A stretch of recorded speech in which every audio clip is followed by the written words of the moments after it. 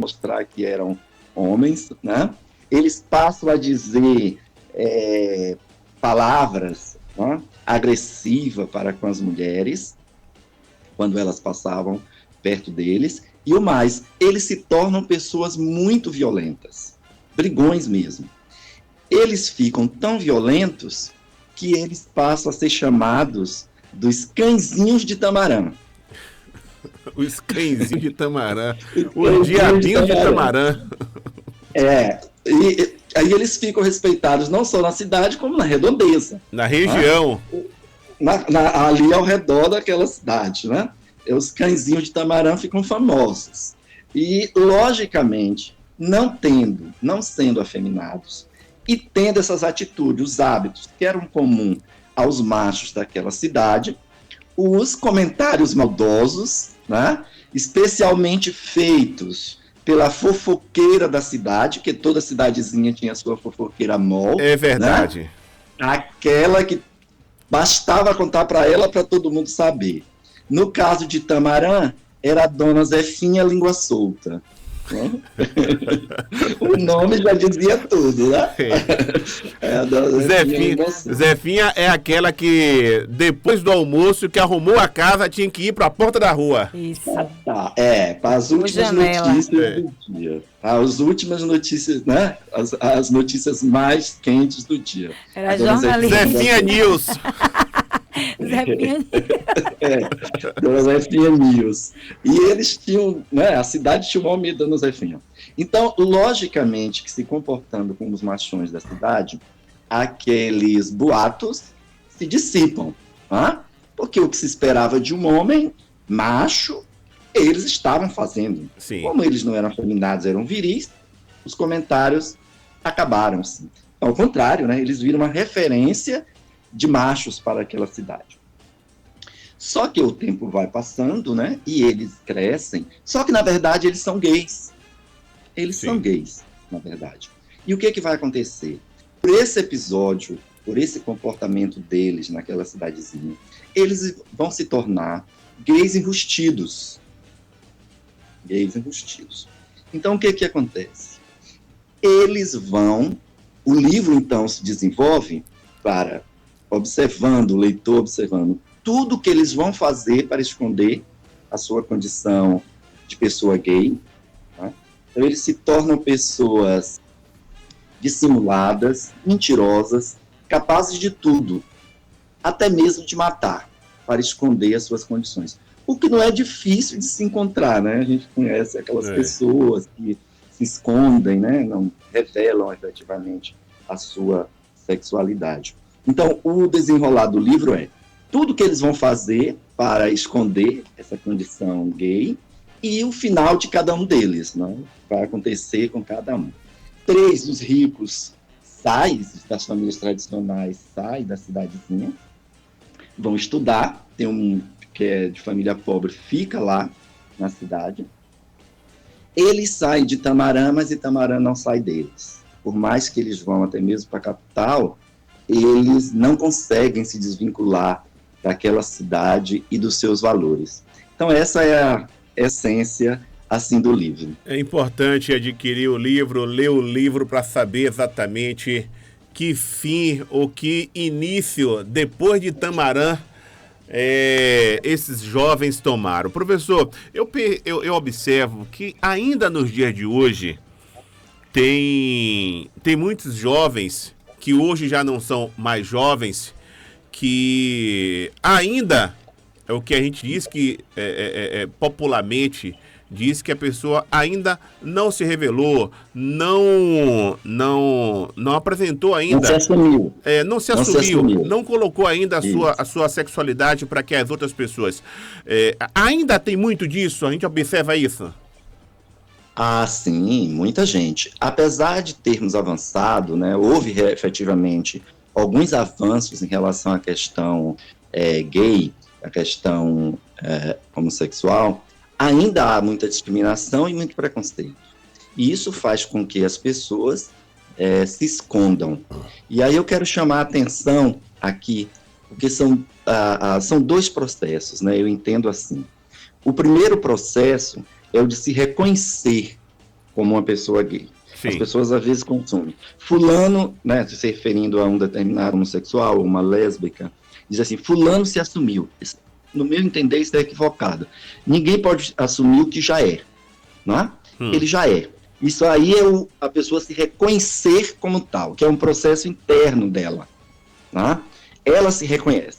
Agora, o outro aspecto é esse, dela se assumir. Ela se assume para o outro, tá? Então, por exemplo, eu sou professor há 37 anos. Então, eu sou professor. Alguém que não me conheça não sabe que eu sou professor. Isso. Mas eu já me assumi como professor há 37. Para aquela pessoa, sim, eu me reconheço como professor há 37 anos. Para outra pessoa é que eu vou dizer, se ela não sabe, eu sou professor, então eu me assumi para ela. Então, realmente, ainda tem, né, muito sofrimento, famílias que ainda colocam os filhos para fora de casa, expulsam os filhos, agridem os filhos. Tá? Então, apesar dos avanços que se tem sobre essa pauta, ainda há muita luta e muitas conquistas há muitas batalhas, né, a serem travadas em relação a essa questão. Dependendo da cidade, e eu acho que quanto menor a cidade a pessoa que é gay e tem dificuldade de se assumir ou de assumir a sua sexualidade, pode entrar em depressão, pode ter vários problemas, inclusive de saúde mesmo, né? E agravar uma situação, exatamente por conta da repressão das cidades menores. Cidades maiores, muitas vezes a gente não tem muito isso, né? Tá trabalhando, tá pagando suas contas, fala assim, olha, isso aqui não é comigo mais não, quem quiser me respeita da forma que for, e pronto. Tem muito disso. Na cidade menor, e aí o senhor fala de Itamarã e a gente vai direto para Itamarã. Imagine a cabeça desses 4 jovens durante um período que eles são gays, mas tem que ir pro prostíbulo dizer que são homens fortes, viris, machos e briga e quebra tudo, entendeu? E só para mostrar o que eles não são. Isso. E como é que bota a cabeça no travesseiro para dormir? Né? Eu digo sempre, né? Eu acho que é uma vida conflituosa, porque você não é você. Você está sendo um personagem, não é? Quando a pessoa não exerce plenamente a sua sexualidade, se esconde, ela está representando. E nem os grandes atores são capazes de representar 24 horas. Sim. Não é? Então você tem que representar para todo mundo. É uma situação muito difícil. Uma vida de representação, né? Uma vida em representação eterna. Não é? Em relação às cidades, né? Lógico, as cidades pequenas, eu começo o livro, Vila, dizendo assim, só quem já morou em uma pequena cidade sabe da felicidade, do encantamento, mas também dos desabores que ela pode nos causar. Então, quem já morou numa cidade pequena? Porque há nas cidades pequenas elementos muito, muito interessantes, né, de comunhão, de participação, de você conhecer todo mundo, porém, há um controle social muito grande. Todo mundo sabe da sua vida. Você à medida que as cidades são maiores, você vai sendo mais um na multidão. Naquela cidade, não. Você sabe quem é você, sabe quem é seu irmão, sabe quem é seu pai, sabe o que você faz, sabe até o suco que você bebe. Sabe de tudo. Como exemplo, não é? Então, o controle social ali é muito rígido. Portanto, para uma pessoa gay, as cidadezinhas realmente são muito difíceis de viver, né? Quanto menos a cidade, viver. E eu tenho, assim, um fascínio por entender essa coisa de cidades pequenas, né? Ainda vou fazer um comercial aqui, né? Peço sua permissão. No domingo vai sair, o pessoal do Jornal à Tarde me pediu uma coluna, lá no Jornal, né, à Tarde, que eles têm uma coluna na área de cultura. E eu faço essa coluna, e eu termino com essa frase que eu terminei de falar aqui, em relação às cidades pequenas.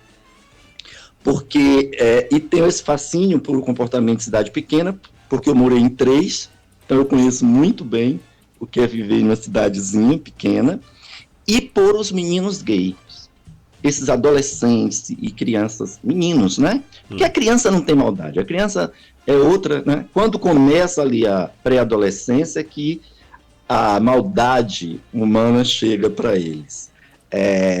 Então, eu tenho muita preocupação. Oi? Que vai se descobrindo também, né? Descobrindo vai a se sexualidade descobrindo. também a partir E da eu digo assim, ó, mesmo. o primeiro sintoma é o fato que seja as amiguinhas, se for uma menina lésbica, mulher, e se for um menino homem, os amiguinhos, que depois serão pessoas héteros, é se afastarem deles. Sim. Aí muitas vezes a gente diz assim, os meninos gays gostam de andar com mulheres. É porque a única coisa que sobra para eles é a amizade das mulheres. Verdade. Porque os meninos homens héteros não querem andar com eles. Na medida em que aquilo, né, que ele começa a se revelar e que os pais, os irmãos, mas olha, aquele menino é gay, não ande mais com ele não. E os colegas, os meninos que depois se tornarão, né, que são héteros efetivamente, eles começam a evitar. E os meninos, para não ficarem num isolamento total, eles vão, porque as mulheres têm uma aceitabilidade muito mais. Acaba acolhendo, né, professor?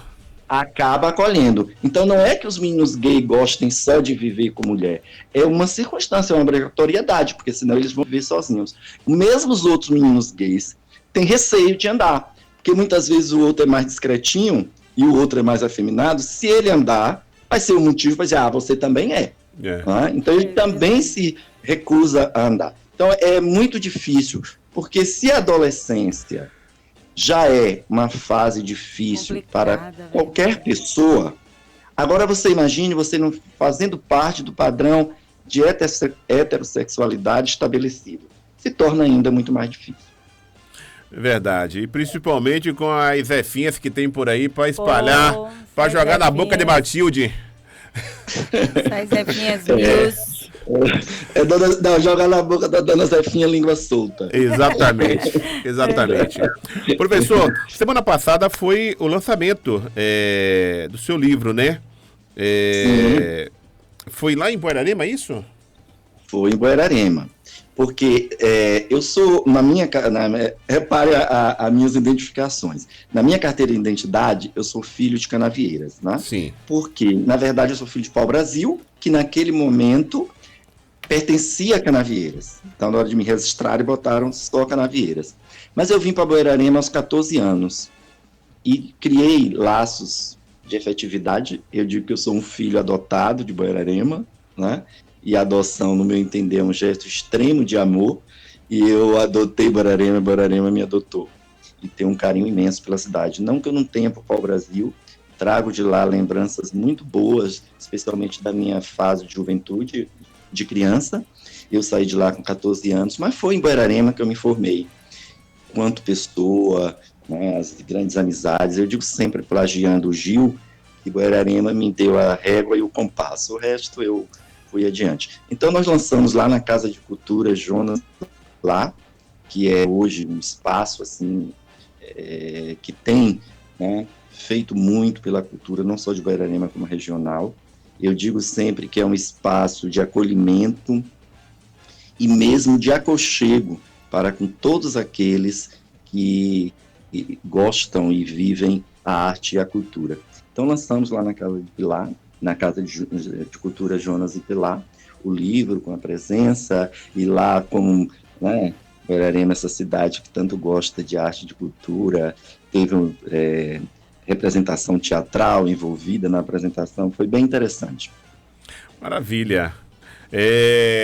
Onde é que pode encontrar o romance do senhor? Onde é que pode encontrar Os Dezembros da Minha Vida? Aí só chamar a atenção, viu? Porque a gente foi junto com a editora, quando fala assim, o povo imagina que eu vou contar os dezembros da minha vida, né? Não é, não. Os dezembros são da vida do Carlos, que é o narrador do livro. Para não dizer que eu estou cometendo fake news. Para não dizer que você virou uma Zefinha também. Se eu tivesse que contar, eu acho que seria os junhos da minha vida, porque eu, como bom nordestino, gosto muito de festa junina, ia ter muita coisa para contar do que dezembro, né? Eu acho que é o meu caso também. Se fosse contar alguma coisa, seria em junho, porque para nós que somos nordestinos, o meio do ano é muito mais especial. E ainda é o mês do meu aniversário, né? Olha aí. Então seria muita coisa assim. É o Carlos, e a gente já começa no início do livro perceber porque o livro se chama assim. Então, feito essa observação, esse esclarecimento, para não enganar ninguém, né? Senão o povo ia pensar assim, dessa vez nós vamos conhecer a vida do professor Pedro Lopes a fundo. Não vai, não será dessa vez. Não será dessa vez. Então, veja só, o livro ele está nas plataformas digitais, tá? O livro físico está na Submarino, Amazon, Americanas e a Amazon. O e-book está no Google Play e na Amazon. Então, eu disponibilizei alguns volumes também lá no sebo da UESC. Tem um sebo ali, né, embaixo, em uma daquelas torres dos pavilhões, e eu disponibilizei alguns livros lá. Mas é tranquilo pedir aí pela internet, qualquer coisa, indo lá na universidade, onde me encontrar o autor da autógrafo, para quem pegar o livro físico. Maravilha. Querido amigo, tem uma pergunta aqui. Não, o professor tem uma mensagem, na verdade, de Marisa Reis. Que maravilha poder ouvir e assistir ao professor Pedro Lopes Marinho. Sou muito fã dele. Opa, obrigado, né? Marisa mandou, professor.